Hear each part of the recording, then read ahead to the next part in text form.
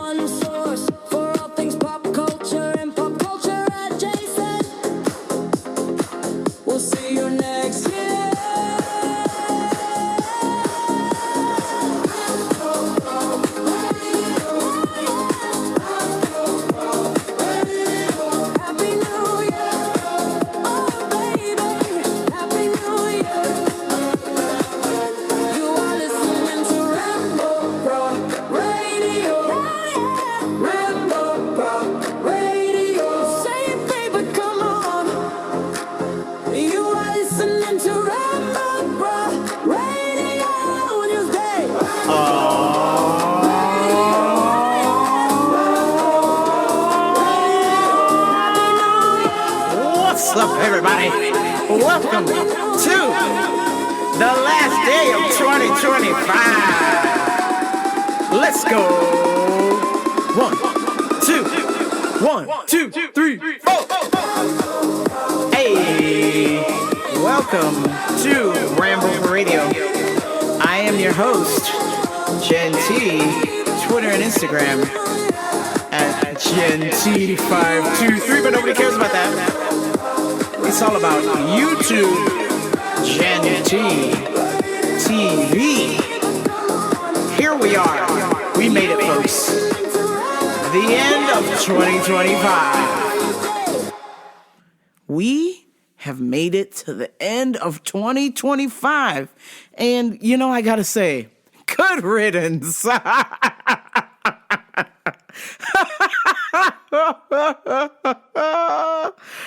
I don't know what happened, but I think I've had enough of you. God damn. You know, I hate that this is a thing that the human brain does, is we don't really celebrate the good things. We tend to hyper-focus on the bad things, and it just felt like, 2025, a lot of people's vibes was like off. But then when I sit back and I reflect and I think about it, you know, that was what I was choosing to accept, you know. Obviously, I was accepting some of the positive, but I've only recognized the bad. You know, my 2025 was off to quite a bit of a rough start with my cousin passing away. Rest in peace, Anthony. And, you know, it just kind of snowballed from there. I didn't think things could get worse, but they did. Now, obviously, if you're hearing this, and you're one of my coworkers, my work homies, I should be at work with you, but unfortunately, my boss had other plans. That's right, folks. I had requested to go on vacation. And I usually take, you know, the first week of January to just clear my head, be intentional with what I do, make my plans for the upcoming year, and make some adjustments and edit and delete and these sort of things. And Yeah, apparently my boss had other plans. So, by the time y'all are hearing this, it'll be Wednesday. It'll be New Year's Eve. But I had planned on going to work on Tuesday and Wednesday and then just being off from Thursday to the next Thursday, but it was imperative. It was important that for some reason that I was given 2 unpaid days off in the middle of the fucking week. And now I'm taking vacation time on the 2 days I would normally be off, which I don't need. I would just be unpaid. You know what I'm saying? And I would have those 2 vacation days back. But apparently my boss did not see it that way and gave me vacation time on the days that I would normally be off and gave me 2 extra days because I had to have 2 extra days off, which I understood that. But when I put in the request, I put in, to have the new year off, and then I'm off on Friday and Saturday. Why would I put in vacation time for Friday and Saturday when I'm always off on Friday and Saturday? But no, she put 2 vacation days in there and gave me 2 other days off. So now I'm going to be gone for 10 days, which is not what I wanted. I just wanted 7. And clearly, out of those 7 days, 5 of them were supposed to be vacation days. But now it's 10 days, and I'm now using 7 vacation days. So I'm like, okay, you know what, girl? You know what? Fine. I tried to talk to her about it. She wasn't biting. She's like, I have to give you 2 unpaid vacation days. And I was like, girl, I get it. But why can't you give me those 2 unpaid days on my normal days off? I'm telling you, I'm willing to work on Tuesday and New Year's Eve. I'm willing to work. Who says that? Who says, hey, work, I'm willing to work. You would rather go on vacation, right? You would rather go on vacation. So just did not understand, did not want to hear it, didn't care. I don't know. But tried at the 11th hour. I'm like, hey, so I'm available to work Tuesday and Wednesday, and you guys could put back my regular day off as my days off and not 2 of my vacation day. Why would I use 2 vacation days on my days off? My normal days off. That's a crock of shit. Okay? So just was not accepting it, not feeling it. So I was like, you know what? This must be a sign from the man. Yeah, I'm gonna take them days, and then I'm gonna take them 2 other days you gave me. And when I come back, I'm gonna put in for more days. I've just about had it. I don't understand. It's just one of these things where, unfortunately, my boss has a reputation of how can I say this with kid gloves? There's less of a bend, if you can understand what I'm saying. There's just a bit of a tendency to be a bit stern is the word. Kind of is the word, but not. But yeah, we'll go with that. So I'm just like, you know what? I'm not going to let you ruin my vacation. And that's what I did. And I thought it was crazy. I explained it to my mom 1,000 times. She agreed with me. I showed my other boss. She agreed with me as well. And when I see my other boss on vacation, I'm going to show her too. And she's going to agree with me too. So it was just like, damn, you know what? Happy New Year's. I don't give a fuck no more. I was like, you know what? Watch this. You don't want me at work? Cool. I don't want to be there. The feeling is mutual. I don't want to be there, okay? So it's like I tried. I really tried. I tried to make it right. I tried to make it how it should have been. And in the past, when this has happened to me, another manager that was in charge is like, you don't need vacation days on your 2 vacation days off. Do you want to use them or you want to take them away? The simple conversation is, do you want to use them or take them away? It's like, nope, put them here. So I was just like, oh, God. I'm like, I got to deal with another 5 more years of this bullshit. This bullshit. So I'm like, damn, you know what? I was like, okay, you might have won the battle, but you ain't winning the war. You ain't winning the war. So I know exactly where I'm headed. And that is to, be a future business owner, Airbnbs, stocks. I know exactly where I'm headed. The rest of, unfortunately, the management, I don't know where they're headed, and that's fine. If they want to stay there and deal with that, go right ahead. I got my timetable. I'm cool. I'm cruising. I'm like, you know what? It's not worth it, because at the end of the day, I know in the back of my mind where I'm going, where I'm supposed to be, and I know how this is going to end. And so, best of luck to you. I know what I got to do, and I know that I'm going to make it, and that's my plan. That's my plan. So the fact that you want to, not really work with me and be difficult, okay, fine. That explains why within the last month and change, 8 people have left. Just saying. So, hey, it is what it is. I'm gonna, keep riding the wave. And then when I'm ready to get out the water, you're gonna know. You're gonna motherfucking know. But I'm just reaching a point where I'm like, at this point, I don't give a shit. I got my plans. We're going to stay the course.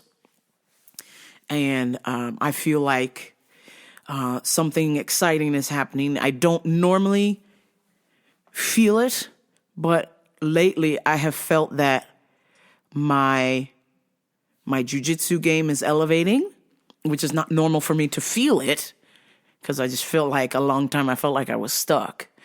But I feel like some things are starting to click in my mind, in my small pea brain, and I feel like I'm starting to get better, But also, I feel like a big thing that's important for me is I sort of slacked off. I elevated my educational side of it, but I slacked off on the physical side of it, where I feel like I maybe could have challenged myself a little bit more. And so my plan is to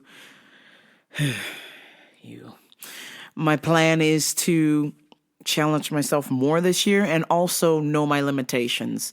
And I feel like there have been times where my limitations were pushed unnecessarily, and I got a reminder that I need to look out for myself. Okay.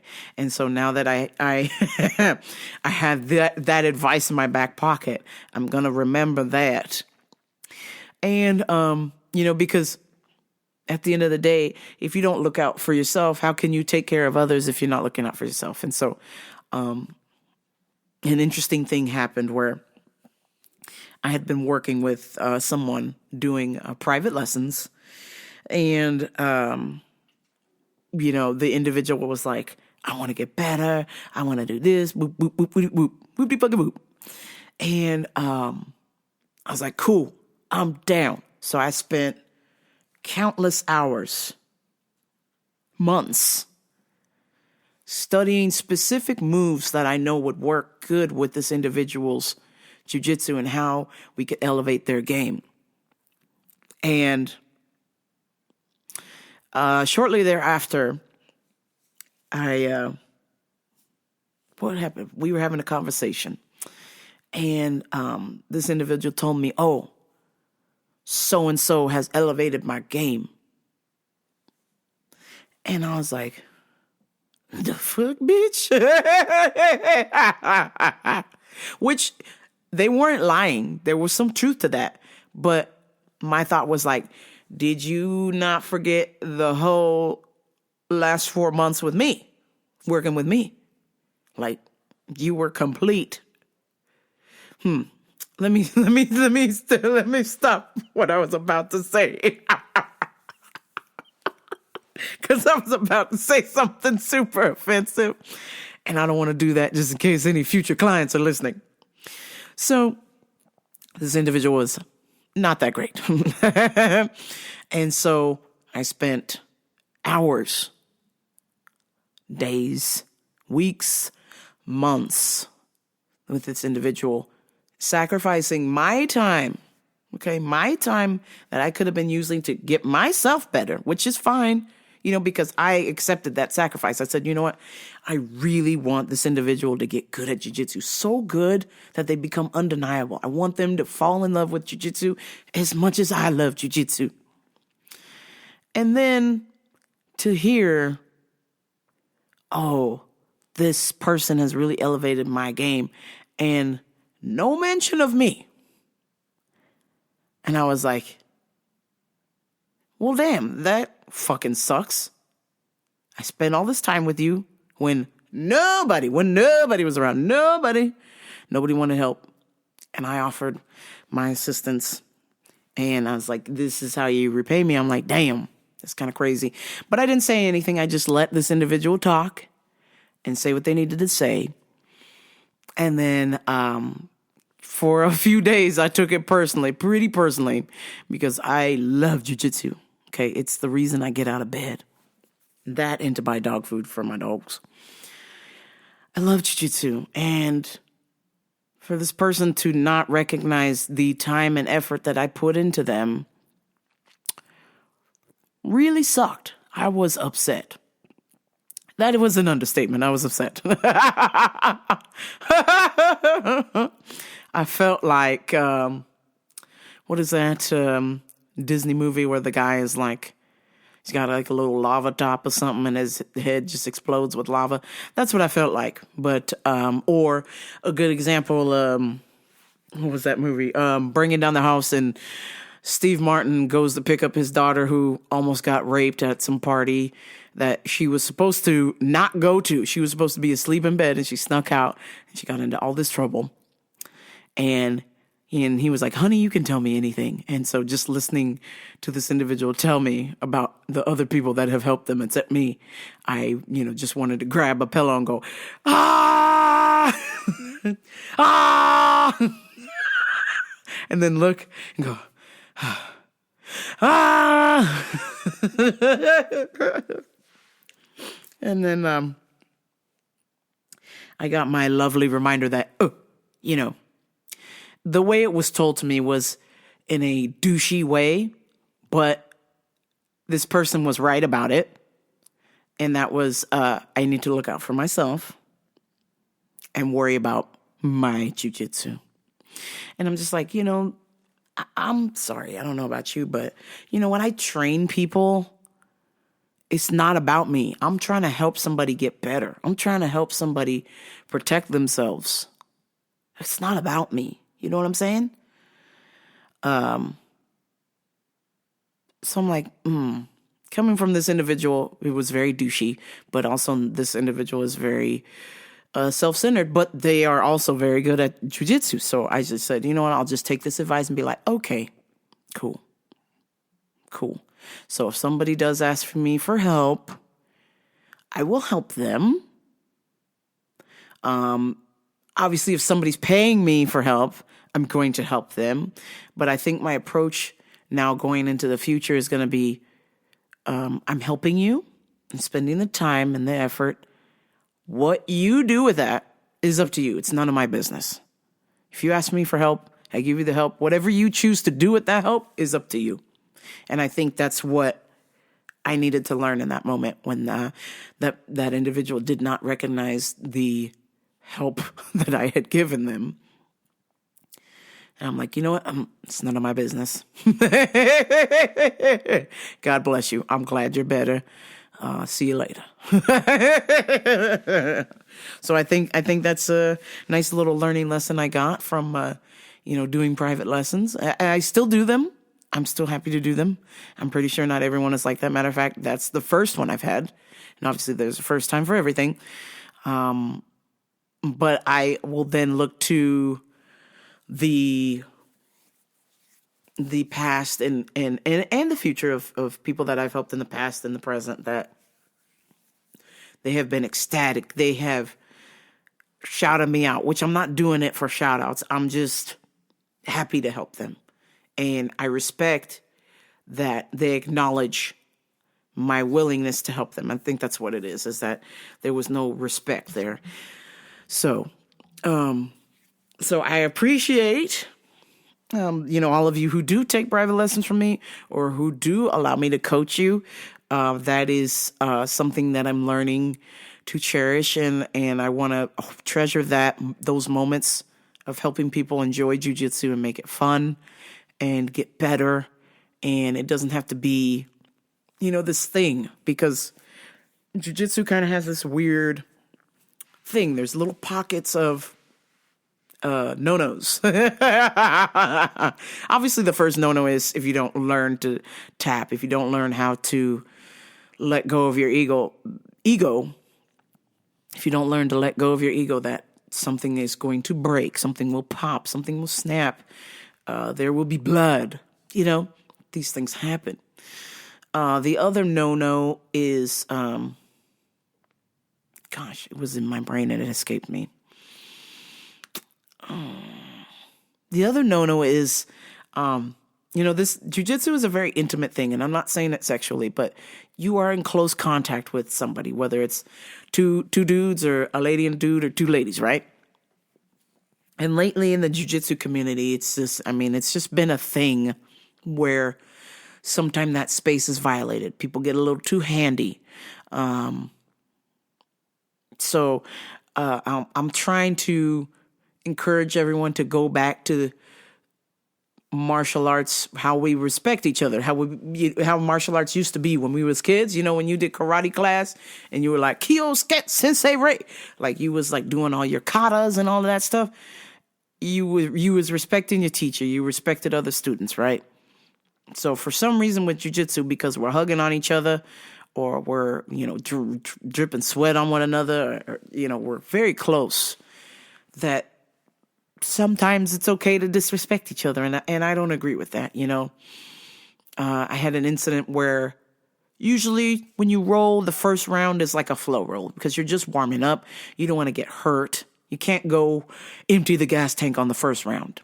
And so I rolled with somebody, and this was my first round. So I was rolling like it was a flow roll, and this individual was rolling like it was motherfucking 80cc, like there was a tournament, like there was money on the line, and they were way too aggressive, and I got hurt, and I was pissed off. I was not happy because I was like, what is up with people and the disrespect? They're so comfortable disrespecting each other. It's like, dog, the first round is kind of like a feeling out period, just to warm up, just to get going. Not saying you have to do that. That's just kind of like an unspoken rule, right? You can tell somebody, hey, do you want a flow roll? And if there's an acknowledgement like, yes, I do, or no, I don't, the communication needs to be there. So I made the mistake of thinking this individual was evolved. And they were not. They completely went 1,000,000%. And we're rolling like there was money on the line, like there's a UFC belt in the corner and they was going to get a contract with Dana White or some shit. And I was like, Jesus fucking Christ, man. Like, now I've got to be a little bit more selective when I roll with this individual, because I'm like, I don't need that in my life, okay? If I want to roll hard, I'll tell you when I want to roll hard. And also, I'm a mannish lady. And though mannish lady, in all joking, there's still a lady in there. And I don't appreciate being manhandled the first round. I'm trying to get warmed up. I'm over 40, bitch. I'm old enough to be your mother for most of the students in the class. So you need to give me a fucking warm-up round, okay? That's what I need, okay? If you want to go hard, I am not the partner to go with. I'm sorry. We can go hard in the later rounds. That's fine. But the early days, the first one, no. We don't do that. So I've just been like on this thing where I'm like, okay, I'm making my notes. I know what to do for next time. This is all a learning experience, accept it. In the past, I would have beat myself up like, you idiot, or I want to fight this guy. Let's fucking put on the gloves and I'll beat the dog shit out of you. Because that's the thing. Most people in jiu-jitsu don't know how to fucking fight for real. So, so it's just like in the past, anybody who was just being a complete dick in class, I'd be like, all right, I hope to fucking God, I see you in fucking Muay Thai class and I fucking destroy you. I fucking light your ass up. But we're evolving here. 2026 is on the way, and I must let that kind of behavior go. Surely you understand. It's just not healthy. My thoughts, my purpose, my direction, my focus is just, how do I keep good vibes? How do I keep the good vibes flowing? You know what I'm saying? And I don't want to be around somebody who's just going to be disrespectful, don't know the rules, or can't compromise, or just, it just doesn't know, their head from their ass. You know what I'm saying? I'm just like, I'm good. You stay over there, and I'm going to be over here with my homies having a good time. Don't ruin my good time. Bitch, don't kill my vibe. Bitch, don't kill my vibe. Bitch, don't kill my vibe. Bitch, don't kill my vibe. That's what it felt like. And speaking of bitch, don't kill my vibe, it's time for Customers of the Week. Well, this one was quite particular. Quite peculiar was the word I was looking for. And, from the moment I saw him walk in, I said, this is gonna be a fucking problem.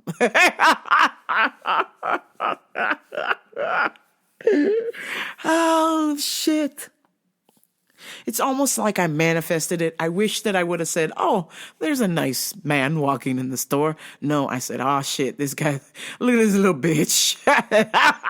I said, oh, shit, here we go again. I could just tell that this guy was going to be a fucking weirdo, a fucking neon maxi zoom dweeby, just a complete fucking you know what I'm saying? And, he walks in the store with his goofy ass mustache and he's like, I gotta return. Where do I go? I gotta return. Just fucking spazzing out, and I'm just like, fuck, man, fuck. And so when you're spazzy, like this kind of particular customer, this spazzy type of customer, I guess because they're so uncomfortable with themselves that they got to make fun of other people or they got to make a scene to get people to pay attention to them. But what is particularly odd about this one is, he's in his mid to late 70s. So it's just like, bro, what are you spazzing out for? You're a grown-ass man. You are a senior citizen. Hey, chill the fuck out. How do you have this much energy? You know what I'm saying? It's fucking weird. So he's like, oh, I gotta return. Oh, I gotta return. Beep, beep, beep, beep, beep, beep, beep, beep. So I was like, you can't do returns here. Because I was running a register. But the register I run is exclusively for online orders only, you understand? So I was like, hey, man, I can't do the return here. Only the registers with the lights on. He goes, oh, there's lights, there's Christmas lights on. Which one? Christmas lights are wrapped around your register. I was like, no.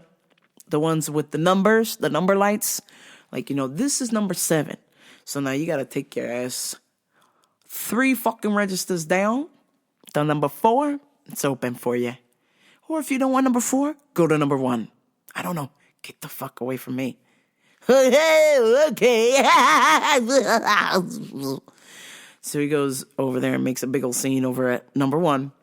And then he wants to do an exchange. So I walk away, and I'm just standing there minding my own business. I went back to my department. And this individual comes up with my boss. He goes, "Oh, yeah, here's OJ. Here's OJ before the killing." And then my boss is like, "Who?" And he goes, "This guy over here." And I was just like, the fuck? I'm like, I'm sorry, what? Yeah, this guy's OJ over here. I was just like, yeah, have a nice day, you fucking jack off. I mean, OJ, of all people.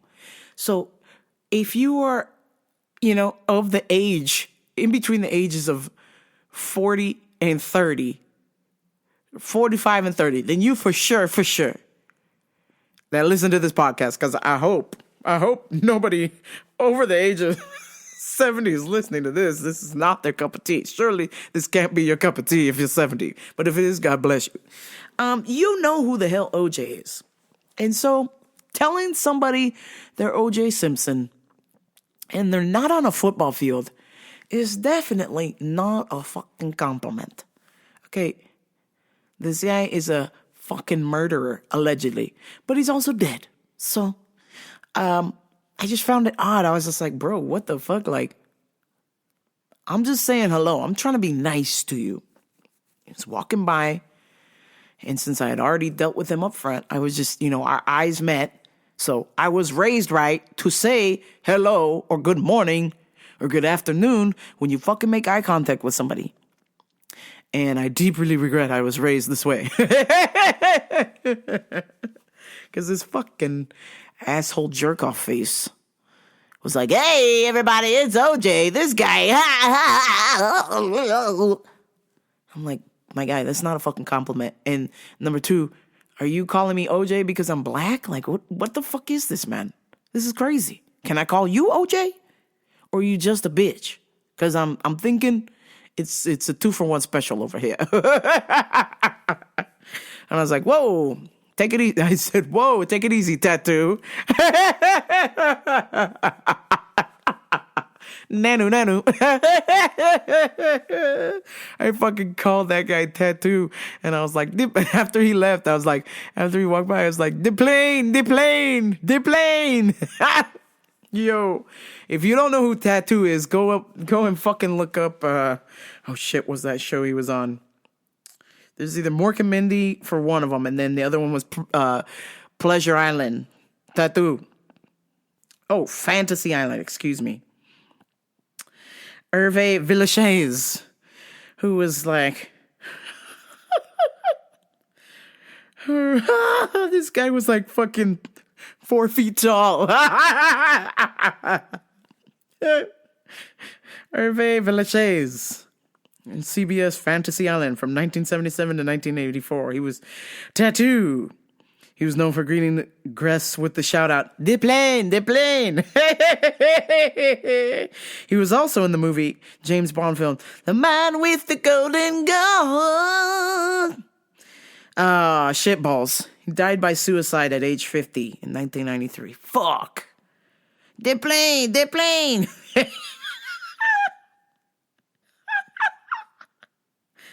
I need the fucking audio. You guys have to hear this.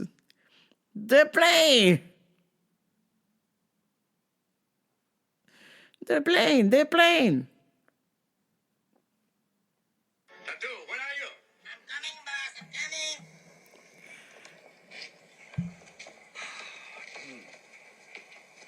Tattoo, might I inquire exactly what you are doing?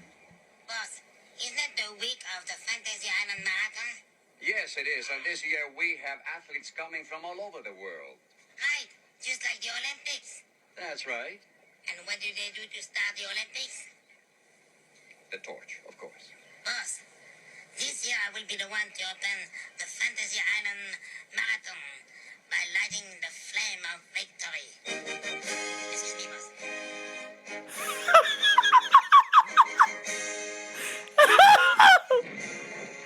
Oh no, it's the water.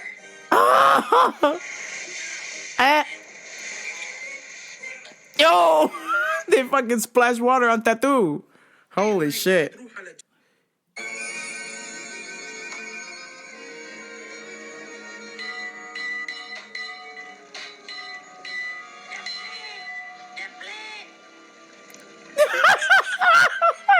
That plane.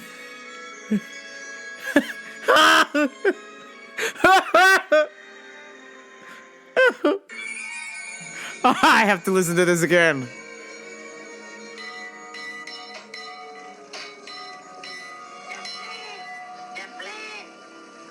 Oh, shit. The plane.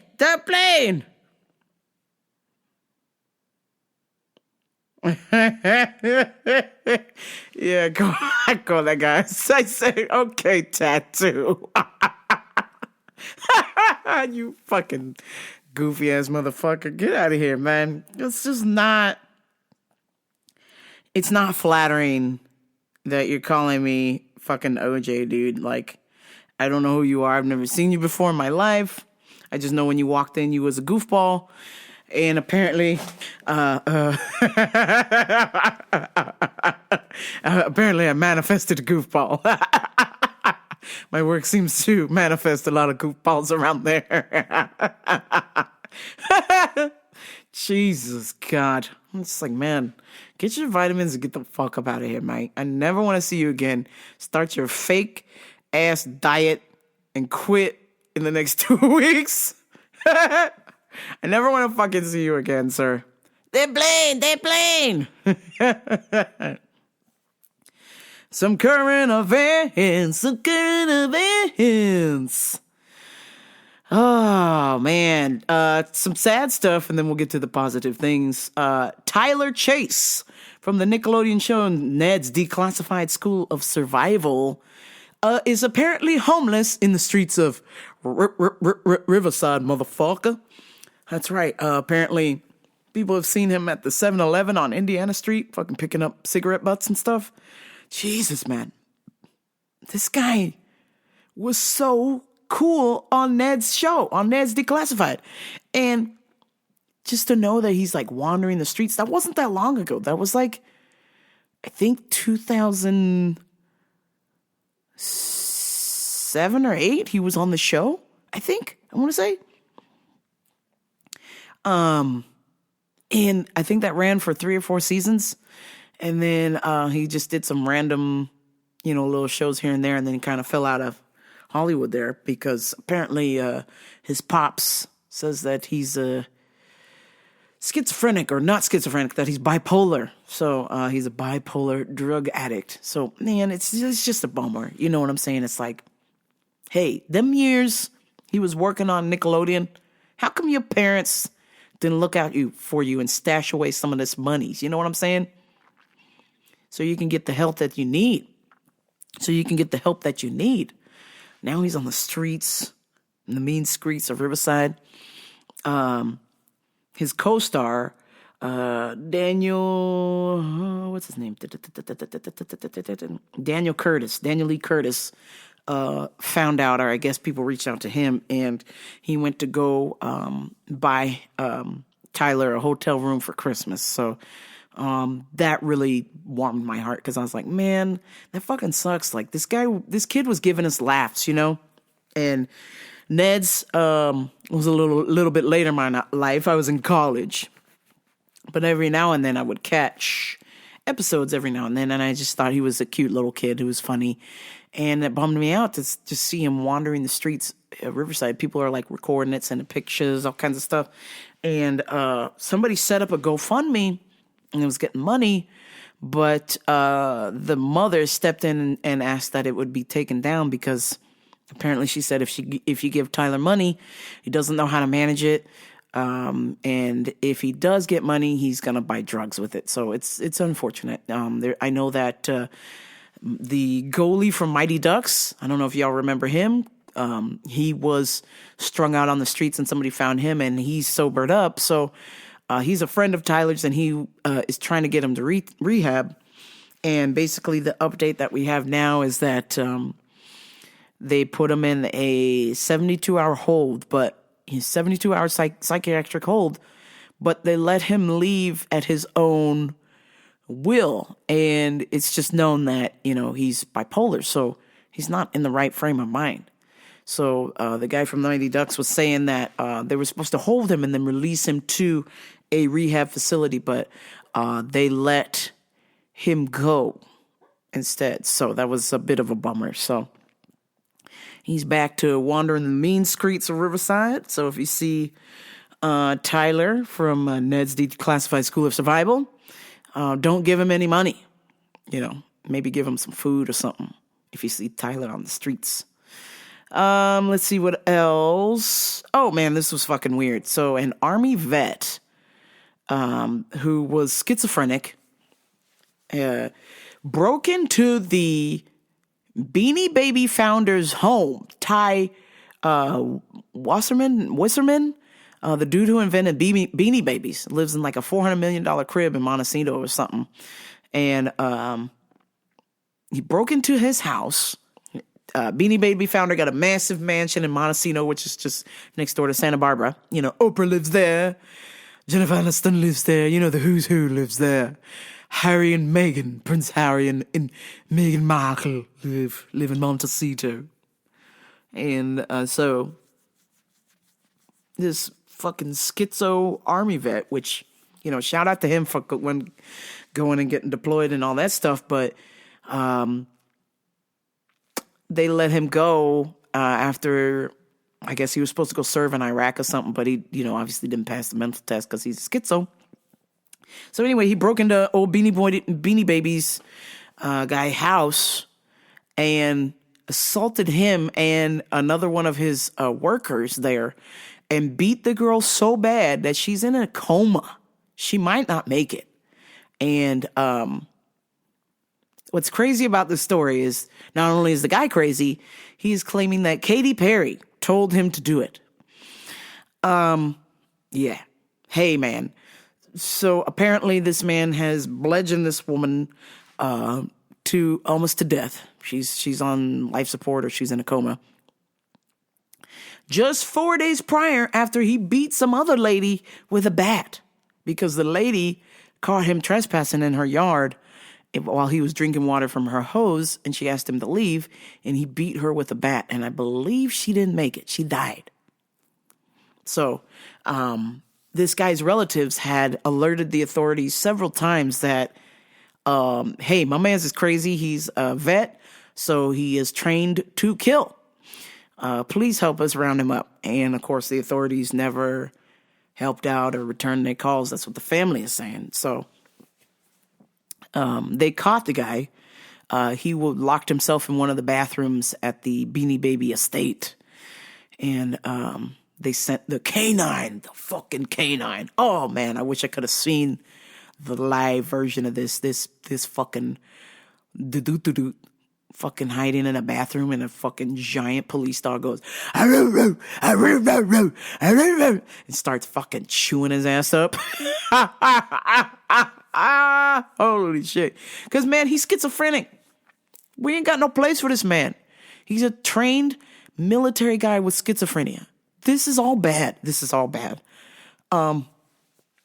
He needs, like, round-the-clock care and needs to be locked down because I read his rap sheet. He's just got a long rap sheet since he's been released from the military of assault, theft, just bad stuff. And I guess the reason why one of his cases was dropped was that he knew what he was doing. Even though he's schizophrenic, I guess the lawyers determined that he still knew that he was committing a crime. So he, I guess, was out on a warrant and then was fine, went to court, and then just kind of disappeared. So the family had alerted authorities, but authorities did nothing, as California policemen would. So, and now, you've got two people. Well, at least we got one dead, and then 4 days later, he almost killed this other lady too. Mr. Beanie Baby Man, this was crazy. So, this dude locked himself in the bathroom, right? Beanie Baby Man, instead of staying there with the lady And to protect her, he fucking took off and drove to a hotel and had them call the police. I'm like, whoa, wait, what? What the fuck, man? You ain't got no guns? You ain't got no weapons? You ain't got something to fucking take care of this guy? You're a man. You're a man. You stand up when you pee, okay? You're a fucking man. How come you didn't take fucking action? Why you leave this lady to get beaten to death? That's crazy. So, anyhow, they got the cops over there, and they arrest this man, stick the dog on his ass, and he going to jail for a long time. Matter of fact, honestly, the way this man's life is, I wouldn't be surprised if they don't give his ass the death penalty, because he killed somebody else 4 days prior. Got a long-ass rap sheet of fucking violent crimes and murder, violent crimes and robbery. It's like, enough, man. Hey, when is it enough? When do we get to send this guy back in? Or can we trade him for Prince? Party man! Party man! But I'm just fascinated that this guy was telling the police, like, oh yeah, Katy Perry told me to do it because the lady that I beat with the baseball bat threatened to harm her. I had a dream that she threatened to harm Katy Perry, who is my wife. Holy shit. This guy's fucked in the head. Straight up fucked in the head. And speaking of fucked in the head, 9 days after the Jake Paul boxing match, brother Anthony Joshua gets into a serious car accident. When I say serious, I mean motherfucking serious. So serious that Anthony Joshua was hospitalized. He is at home in Nigeria visiting family, and his Lexus SUV hit a parked semi-truck. They did not see the semi-truck until it was too late, and I think whoever was driving the car tried to swerve, and the impact was so bad that 2 of his friends in the car died. One in the passenger seat, and I think the other one in the seat next to him. I mean, if you go look at the pictures of this shit, like, the Lexus is, like, ripped in half. Like, it looks like somebody, like a shark took a giant bite out of his car. Like, just went, ha. And he was unscathed. It's a fucking miracle this man is alive because, like I said, half of the car is completely ripped off. The people said that the Lexus SUV hit the semi-truck so bad that the front right tire just completely snapped off and flew in the air. It's gone. It's just ripped off. And the other half of the car is just completely mangled. And you can see footage of Anthony Joshua's security team. First of all, they're pulling this man out. And I'm like, whoa. Hey, what if he's got like a spinal injury or something? You're not supposed to move this man. What the fuck are y'all doing? But then I realized, I went, oh shit. They in Nigeria. They in Nigeria, man. They just ripped this man out of the car and they was like, and they went to the hospital. But I'm like, damn. You know, in America, when you get in a car accident, you don't move nobody. You don't move anybody until the ambulance get there. You know what I'm saying? Because you don't know if this person is hurt, cut, whatever. And of course, Joshua was pretty banged up. He was holding his back or something, so he's definitely got some sort of injury, which, perfect timing. Yeah, man, like, you made $90 million 9 days ago. Perfect. Now you can afford a doctor bill. Holy shit. Unbelievable. Yeah, but his 2 friends perished. So, man, fucking sad shit. Please, I know it's New Year's Eve, or whenever you listen to this, New Year's Eve, New Year's Day, or months later, please be safe out there. I mean, people are just driving like complete and utter assholes. Just absolute twats. You know what I'm saying? Like, I had a guy on a motorcycle. He's on a motorcycle, okay? We're leaving the gas station, and I don't know if he's, like, vibing my car, like, in a good way, like he's trying to show off, but he starts doing wheelies, like, near my car and trailing me, and I got over so he could pass, and he still stayed behind me. So I was like, whatever. And then when he passed me, he did a wheelie, and I was like, okay, whatever. It's kind of cool. But, be careful. We're getting on the freeway. Moments later, I witness a car not paying attention and proceeds to change lanes without either looking or what, or maybe they were distracted. But within inches, I'm not joking, within inches, they almost clipped that motorcycle. And this guy, not even 5 seconds before, was doing a wheelie on the freeway. And I said, this is the dumb shit that gets you fucking killed. Quit doing wheelies on the freeway and pay attention, because if you ain't paying attention, you want to trust that the person next to you in a 1,000+ pound car is paying attention, and you're on some fucking, you're on an engine in between your crotch. Get the fuck out of here, man. Pay attention. Pay fucking attention. So thank God I didn't witness somebody who was, other than a helmet, had zero protective gear on, was like in Vans and a t-shirt. And if that car would have hit him, he would have been thrown from the vehicle and probably killed, because there was it was a section of the freeway that was open. So people were just flying there in a hurry to get to where they're trying to go for New Year's Eve or New Year's Day, whatever. And people was moving. So if the lady would have clipped his tire, my man's would have went down and he probably would have got ran over. So please, if you're on a bike, be safe, y'all. Be extra cautious. If you're in a car, just take the time, leave early. I don't know, but please just don't get into some shit, because you never know. Anthony Joshua, his little convoy was, like I said, I heard, from reports, they were saying that they were fucking weaving in and out of traffic and such, and to be flying at the speeds they were flying and hit a parked car or a parked semi-truck. Fucking bad. Very, very bad. Very bad stuff. So thank God Anthony's okay. Bummer his friends are gone. But at the end of the day, I want to make sure you listening makes it home alive. You know what I'm saying? It's very important that you get home to your loved ones, your boyfriend, your girlfriend, your wife, your husband, whatever the hell's going on, your kids, your family. Make it home in one piece. And speaking of one piece, I wanted to put out this episode yesterday, but unfortunately, I had my own slight medical emergency. I've been overdue. Oh, damn. Yeah, I don't know what happened. I went to dinner with my friends who are medical professionals, thank God.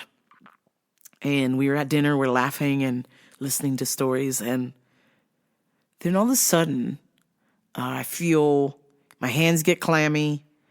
I feel pins and needle pain through my extremities, my feet, my hands. And I start sweating profusely. And I'm trying to shake it off. And my friend was talking to me and I was just like, just trying to fake the funk. That's what I always do, y'all. I fake the funk. Fake it till you make it. But I could not fake the funk. And then so I was trying to be cool, even though they could kind of tell something was going on. And I was looking to see where the bathroom was at, but my brain, when I finally saw where the bathroom door was at, it was like the fucking Matrix. The whole room just fucking extended and it was just nothing but a hallway with doors in it. And I was like, oh, well, we're not going to make it to the bathroom. I guess I'll just die here at the dinner table.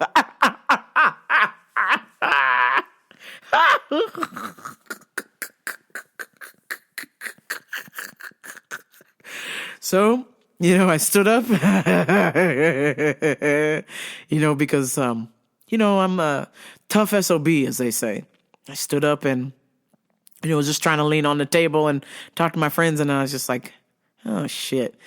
And I felt myself say, oh, shit. And then my friend looked at me. He's like, oh, shit. I was like, hey, man, I think I'm going to pass out. And he's like, what the fuck? No. And he's like, when was the last time you ate something? And I was like, 12 o'clock. And he's like, it's 8:30 and you're just now eating? And he's like, tell me your day. What happened? Talk to me. And so he's trying to get me to talk to him, even though my brain is just so bizarre. My brain was literally melting. It was shutting down. I felt like I had taken an edible And you know the part where you just feel like you're just dead to the world and you just lie down? You got to lie down. I was starting to feel like that, but I had not taken the edible yet. I was like, God damn, my brain is melting. I can't find the verbiage to talk to my friend. So waited a few seconds and I started talking to him. I was like, okay, man, like last time I ate, I had 2 little street tacos at noon, and then I haven't had anything to eat since. And then I said, I went to 2 gyms tonight. And he's like, of course you went to 2 gyms. I went and lifted weights, sat in the sauna. And then this is the thing that I'm now remembering later. When I left the sauna, I got that same pins and needle pain, but, I couldn't tell if I was sweaty or clammy or not because I was already sweaty from the sauna. So I got that pins and needle pain and I was like, like I couldn't get my legs. Like they felt like, like I was like on Jello or something, just had sea legs, if you will. But eventually I just kind of walked it off. So I was fine. And then I went and did jujitsu for 2 hours.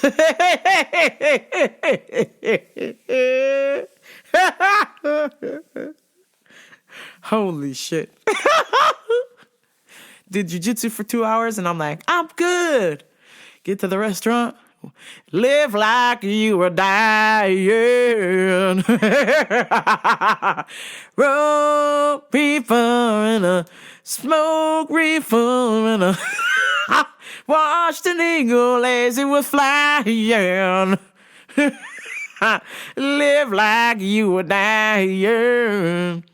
And what was weird was, so when we got to the restaurant, I fucking hate, this is a thing, I don't know when this has just happened to me or whatever, but they have these high chairs, like almost like bar stool kind of situations, and I don't like to really sit on those chairs, especially after I've done my legs, because then I have to kind of like have my knees like in a tuck position with my calves like flexing, and so my legs were already sore from the gym, so I was like trying to just extend my legs, and maybe just the way that I was like half sitting in the seat and half like extended. I don't know if my body was like, we don't like this, man. So I was feeling the pins and needle pains through my legs while I was sitting there. I was just like, let me do like one standing, one sitting, God, I'm such a jackass.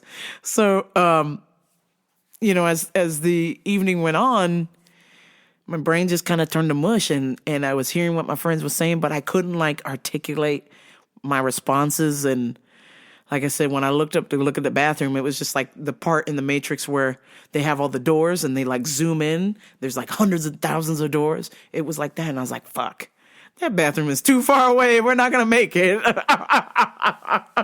Yeah. And so I just was like kind of stood up and was leaning on the table, and I was like, whoa, hey, I don't know what's happening here. I might pass out. It's me, Mario. I'm gonna pass out. And my friend was like, shit, no, you're not. So my other friend was like, all right, talk to me. What's happening? And so I was talking to them, and just like, they're like, yeah, it was probably a bad idea that you had 2 little baby tacos at 12 and it's 8:30 now and you're just now eating again. And I was like, damn, you know what? You're right. Because when I'm at work, because I wanted to be at work, I would have been on my work schedule. And so I have everything's all planned out. I got my 2 protein shakes. I got my acai. I got my yogurt. I got my turkey sandwich. I got my steak. I have my things, my steak and spinach. I have my chicken. I have all my stuff all planned out and timed because, every 2 hours or so I have a break. So I try to nibble on things, so I'm just like grazing throughout the day. So I didn't do any grazing today. For breakfast, I had my acai and a protein shake. And for lunch, I had 2 little baby street tacos, which y'all know 2 little baby street tacos is like, will fill up a kid, okay? I'm a 250-pound managed lady. 2 little baby street tacos ain't gonna do shit. But I was fine, and then I laid down, and then just 8 hours later, kaput. My body said, nah. Live like you would die. Skydiving, I went Rocky Mountain climbing, 2.7 seconds on a bull named Fu Manchu. And I love deeper and I smoke sweeter and I almost passed out at the dinner table. It was fucking crazy. And he was just like, oh, you know, when I was starting to come around, he's like, Jesus, you were sweating like, and I was like, I'm sweating like a hooker in church over here.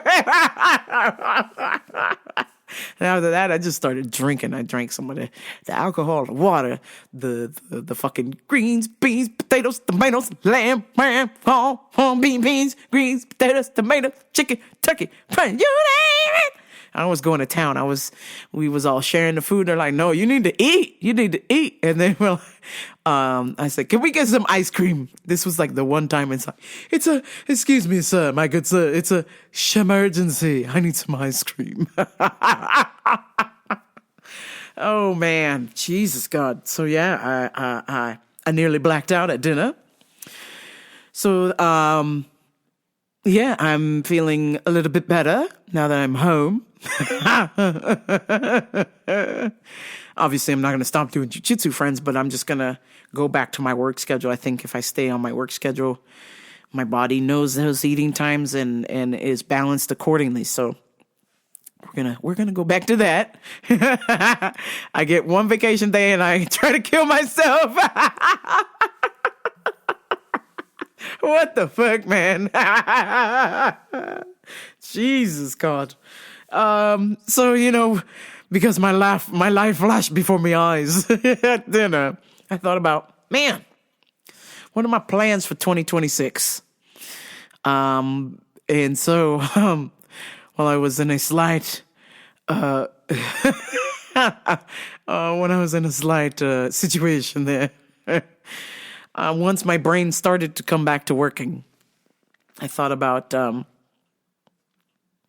my plans for 2026, and that made me excited, and maybe also the food woke me back up, and my plans were to say no more often. This year I feel like I literally stayed busy from the time I went to England in July till like the week or two before Thanksgiving. So I was literally busy every weekend. July, August, September, October, November. I went 5 months of going to parties, doing events, teaching, coaching, doing stuff for people. 5 months and no break. And I gave myself one weekend where I did absolutely nothing. And I felt horrible, but good at the same time. And then I started up again with Thanksgiving, and I've been going ever since. And it's been a month. And I'm so grateful that I'm on vacation because, you know, obviously I have time to relax. But most importantly, I do want to visit people and see things and stuff. But now that I almost passed out at dinner, I think I'm going to definitely be selective with how much time I'll be hanging out with everybody and just maybe resting a little bit more. Holy shit. I think I just made myself a little too busy in 2025. So I think 2026, we're going to dial that back a little bit there. I do already have a concert planned. To go see with the homie Aaron and Richard. We're going to go see Living Color. I've never seen them live, but I just know their songs. I know one song that they have, and I'm sure when I sing it to you, you will know exactly what song I'm talking about. You're going to know exactly what song I'm talking about. You're going to know exactly what song I'm talking about.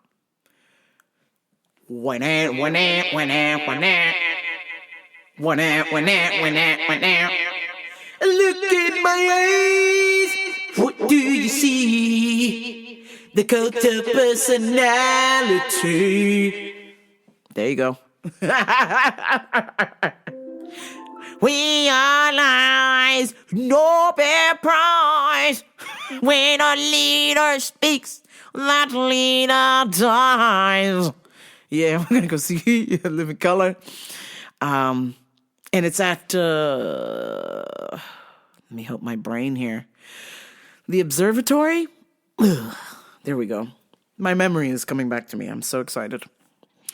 So yeah, I'm excited. I'm also planning on going to see a couple other concerts, but I want to try and take it easy 2026. I think I just went a little too hard 2025. A little too hard in the paint. Damn. So we're going to say no a little bit more, or if you were a person who was saying no a lot, maybe it's time to say yes. I think I really like New Year's. I know a lot of people are like, dry January, or I'm gonna do this or something, and I like that inspires people. And I know some people get annoyed, but they're like, you don't have to wait for this year, or you don't have to wait for January the 1st to make a change. You can make a change every day, obviously. I get that, but for some people, it's cool. I like that. It's a nice little reset. We start all over, and it's a good way to make changes. But again, yes, you can make changes anytime that you would like. Anytime. You don't got to wait for January 1st. But I just like that feeling of 1-1, 1-1. Starting line. At the start, 1-1.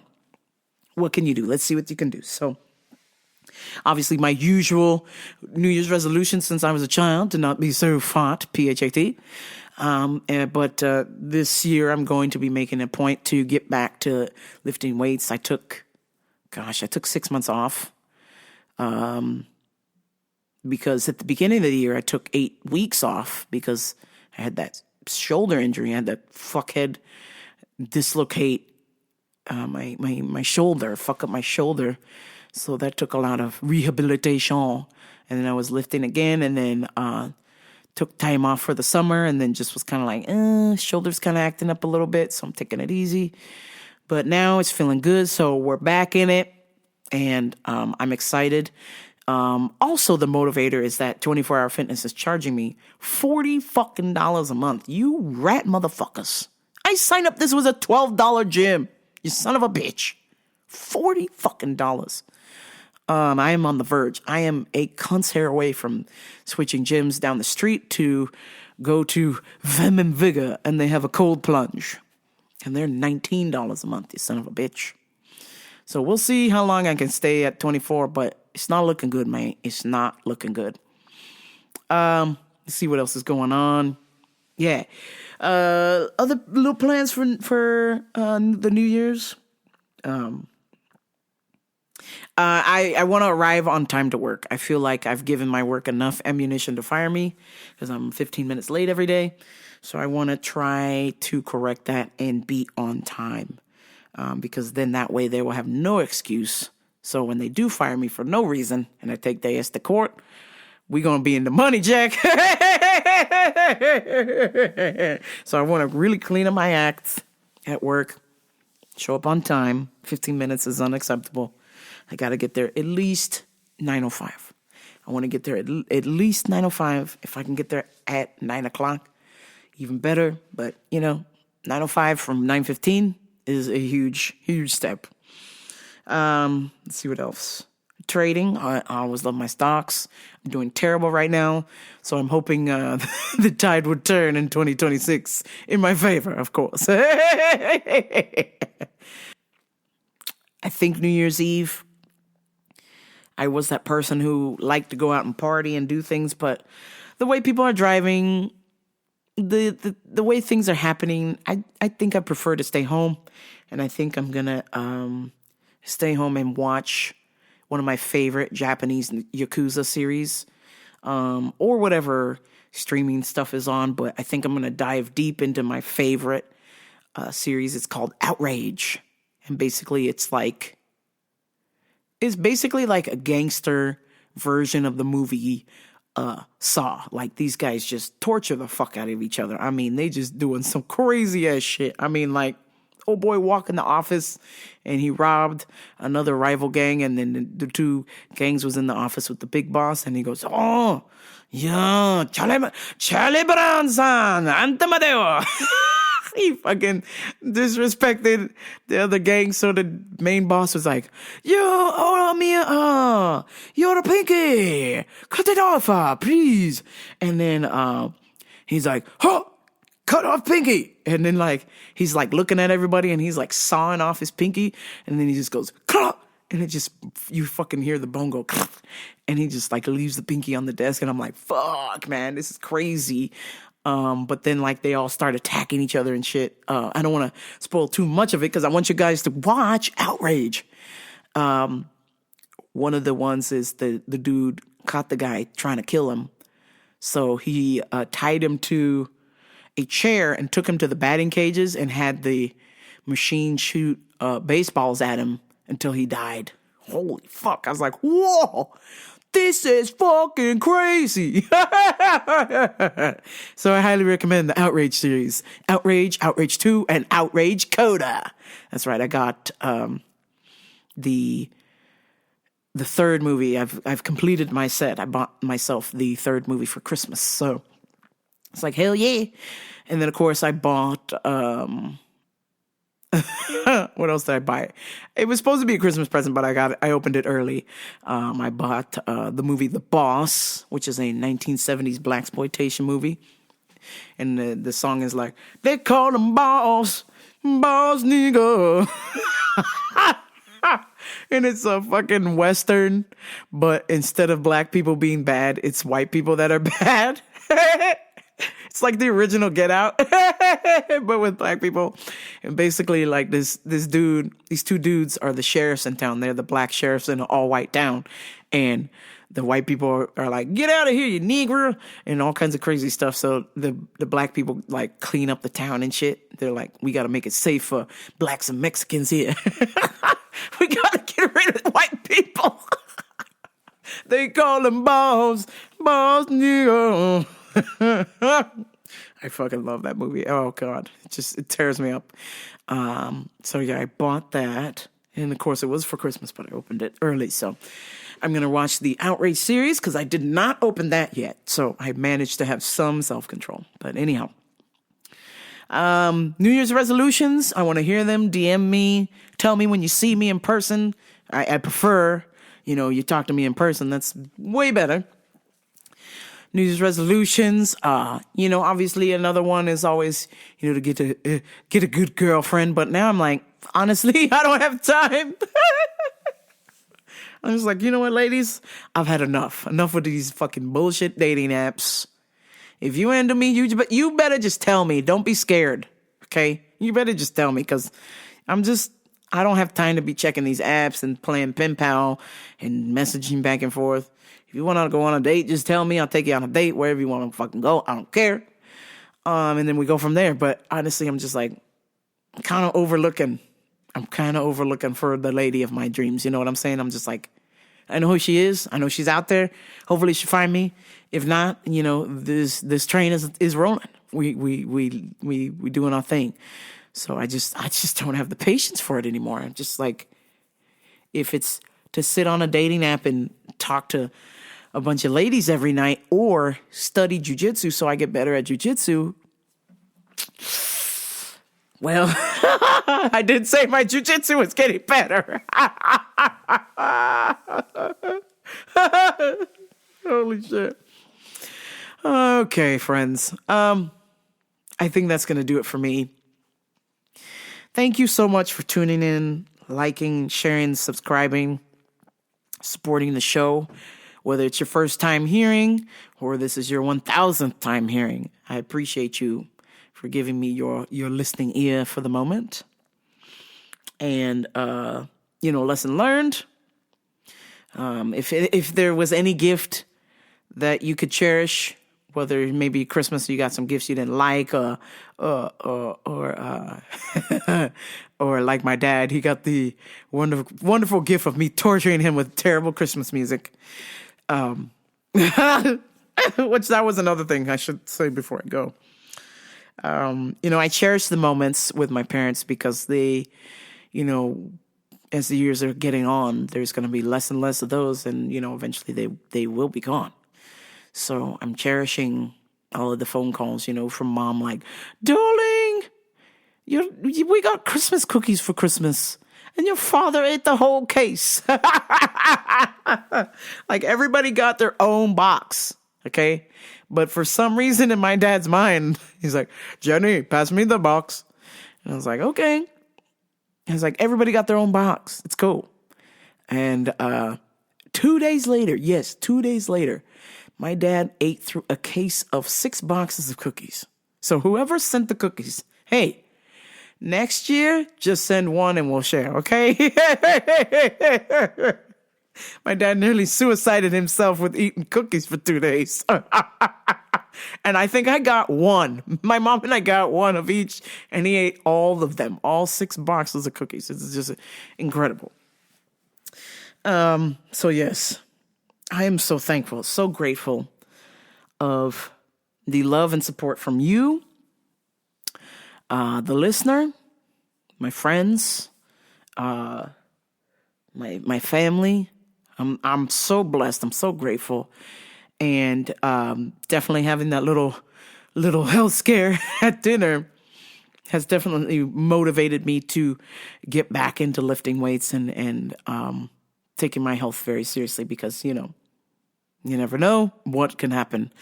I don't want to speculate, but I do want to be ready. So, and being ready means I got to be in shape. So I got to get this Patty McFatty Batty, this Patty McFatty body moving again for real, and not for play.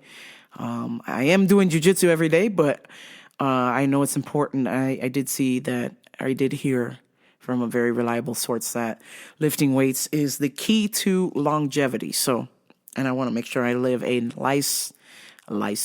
want to make sure that I live a nice, healthy, and long life so I can tell you all kinds of stories until the day I can no longer turn this thing on.